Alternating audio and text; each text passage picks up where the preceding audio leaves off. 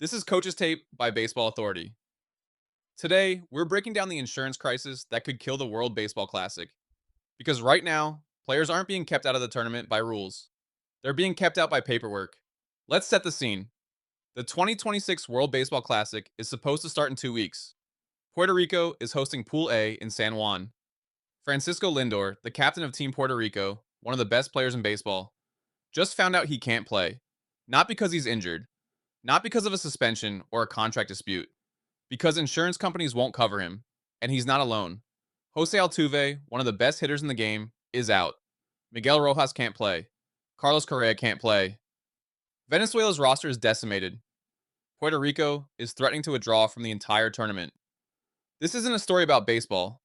This is a story about how corporate risk management is destroying the sport's most important international competition. Here's how we got here. The World Baseball Classic has always been chaotic. Every 4 years, MLB's best players leave their teams to represent their countries. It's a dream for these guys, their chance to play for their home. But it's a nightmare for MLB front offices and insurance companies. In 2023, everything changed.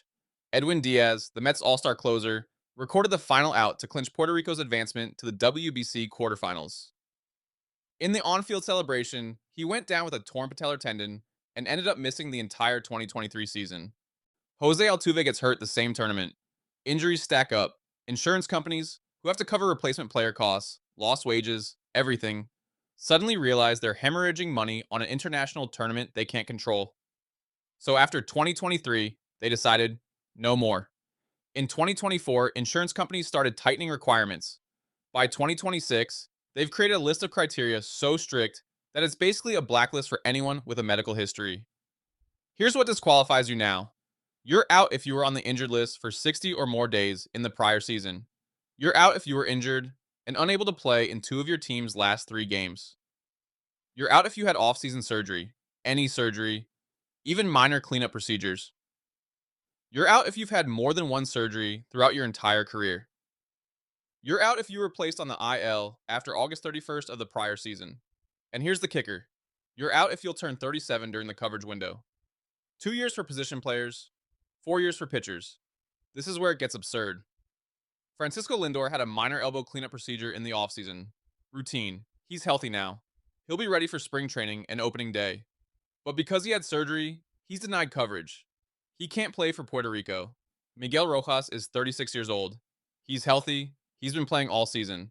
But he'll turn 37 in February, next month, during the WBC coverage window. So insurance says no. He can't represent Venezuela. Jose Altuve already had wrist surgery after getting hit by a pitch during the 2023 World Baseball Classic, a procedure that triggered a major insurance payout. Because of that injury history and the new stricter criteria, his WBC coverage was denied for 2026, and he's out. Carlos Correa has a history of back injuries. He's healthy now, but his medical file is flagged. Out. By the time the denials stop coming, Puerto Rico has lost 8 to 10 players. Venezuela has lost Altuve, Rojas, and more. They're also refusing to use any Japanese league players because NPB teams' insurance costs are prohibitively expensive. Venezuela's roster is gutted before rosters are even due. The United States, mostly untouched. Japan, mostly untouched. Puerto Rico, threatened. And that's when Puerto Rico did something unprecedented. They threatened to pull out of the tournament entirely. Not as a protest, as a last resort. Think about what that means. Puerto Rico is hosting Pool A in San Juan. Their home country, if they withdraw, the entire pool collapses.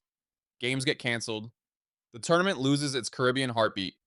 The whole event falls apart because insurance companies rewrote the rules 3 weeks before rosters are due.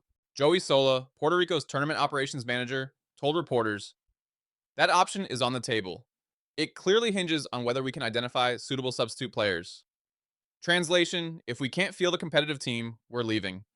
Miguel Rojas posted on Instagram, translated, "Today is very sad, a real pity to not be able to represent my country and put this flag on my chest." On this occasion, age wasn't just a number. He's 36, healthy, and he can't play because he'll age out during a 2-year insurance window. That's not sports. That's bureaucracy killing the game. So here's what's happening right now, in real time. The MLBPA and MLB are scrambling. They're trying to negotiate with NFP, the insurance company handling the coverage, to reverse some of these denials. There's talk of liability waivers, of teams absorbing financial risk, of carve outs for veteran players. But the clock is running. Rosters are due February 3rd. The tournament starts March 5th. Teams are signing replacement players as backups, knowing their stars might be blocked at the last second. And nobody's talking about how broken the system is.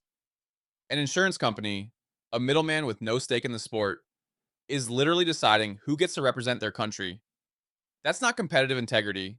That's not about preventing injuries. It's about protecting profit margins. This is the real issue with the World Baseball Classic. It's not a baseball problem, it's a business problem. And until someone fixes the insurance model, every 4 years, we're going to have this same crisis. If you enjoyed this breakdown, smash that subscribe button and grab some Baseball Authority gear at baseballauthority.com. We'll see you next time.